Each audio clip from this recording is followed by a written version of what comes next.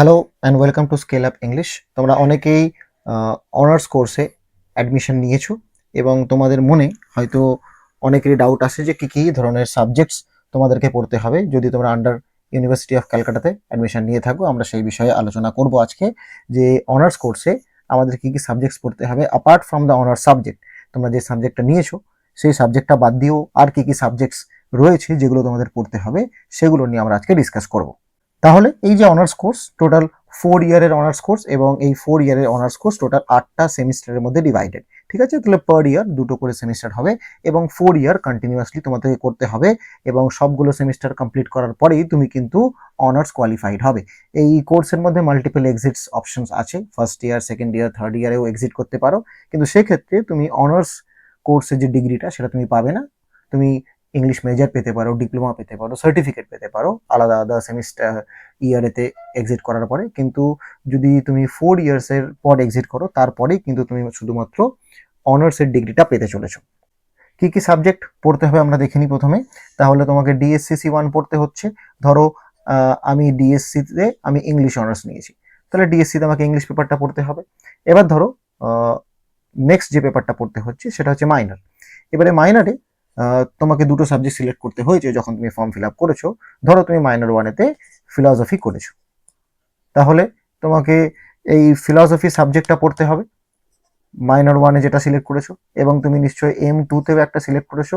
ধরো আমি সেটাকে পলিটিক্যাল সায়েন্স বলে ধরে নিচ্ছি, ঠিক আছে, তোমাদের বোঝানোর জন্য যে যেটা সিলেক্ট করেছো সে সেইভাবে দেখবে।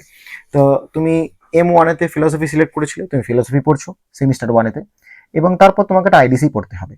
আইডিসি সাবজেক্টটা কি এটা তুমি সিলেক্ট করোনি, এটা তোমাকে কলেজ থেকে দেওয়া হবে এবং তোমাকে চুজ করতে হবে কোন সাবজেক্টটা তুমি পড়তে চাও। তা ধরো তুমি এবার আইডিসি সাবজেক্টটা, এই যে সিলেক্টেড 3টে সাবজেক্ট তুমি অলরেডি নিয়ে ফেলেছো, এই 3টের বাইরের একটি সাবজেক্ট হবে। তো ধরো হিস্ট্রি হতে পারে, ইকোনমিক্স হতে পারে, বা অন্য যে কোনো সাবজেক্ট হতে পারে, বেঙ্গলি হতে পারে। তো যেই সাবজেক্ট এই 3টে বাদ দিয়ে, অর্থাৎ English, philosophy and political science বাদ দিয়ে যে সাবজেক্ট, সেটা তোমাকে সিলেক্ট করতে হবে, এবং এটাও প্রতিটা সেমিস্টারে কিন্তু চেঞ্জ হতে থাকবে। আর এইসিতে যেটা আছে, এইসি হচ্ছে তোমাদের কম্পালসারি ইংলিশ। এটা কমপ্লিটলি এমসিকিউতে কোয়েশ্চেন হয়, এখানে 50 মার্কস থাকে। ঠিক আছে, মার্কসগুলোও বলে দিই।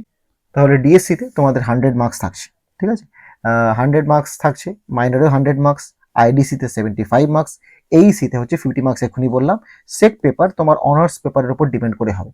তুমি ডিএসসিতে ধরো ইংলিশ নিয়েছো, তাহলে তোমার সেক পেপারটাও কিন্তু ইংলিশই হবে, ঠিক আছে। আর তারপরে আরো একটি পেপার আছে, সেটা হচ্ছে সিভ্যাক, অর্থাৎ constitutional values and environmental studies. এখানে টোটাল দুটো পেপার থাকবে, কনস্টিটিউশনাল ভ্যালিউসের উপর একটা আর এনভায়রনমেন্টাল স্টাডিজের উপরে একটা।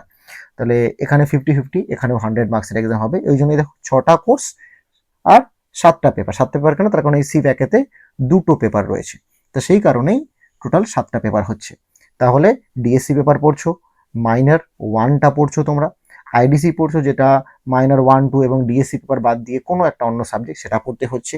এইসি পড়তে হচ্ছে, যেটা কম্পালসারি ইংলিশ, সবার জন্য ইংলিশ আছে সেমিস্টার 1-এতে, অন্য কোনো সাবজেক্টে নেই। সেক পেপার তুমি যেটা ডিএসসি 1-এ নিয়েছো সেটাই কিন্তু তোমার সেক পেপারও থাকবে। সিভ্যাক হচ্ছে দুটো পেপার আছে এখানে, constitutional values and environmental studies. তাহলে টোটাল 6টা কোর্স হলো, এবং যার মধ্যে 7টা পেপার তোমাদেরকে পড়তে হচ্ছে। যদি কেউ ইংলিশ অনার্স নিয়ে থাকো তাহলে আমাকে এই নাম্বারে কন্ট্যাক্ট করতে পারো, হোয়াটসঅ্যাপ করতে পারো। আমাদের এখানে অনলাইন এবং অফলাইন দুইভাবেই কিন্তু ইংলিশ অনার্স করানো হয়। অফলাইন ব্যাচে যদি ইন্টারেস্টেড থাকো তাহলে অবশ্যই গুগলে এটা সার্চ করে নিও, তাহলে তুমি লোকেশনটা পেয়ে যাবে, এবং সেখান থেকে তুমি ডিসাইড করতে পারবে যে তুমি আদৌ অফলাইন ক্লাস করতে পারবে না অনলাইন ক্লাস করতে পারবে। সেইটা বুঝে নিয়েই তুমি হোয়াটসঅ্যাপ করতে পারো। আর যদি এই ধরনের ইনফরমেটিভ ভিডিও পেতে চাও তাহলে অবশ্যই চ্যানেলটাকে সাবস্ক্রাইব করে নিও। আর কোনো রকম ডাউট থাকলে তুমি কমেন্টে আমাকে জানাতে পারো।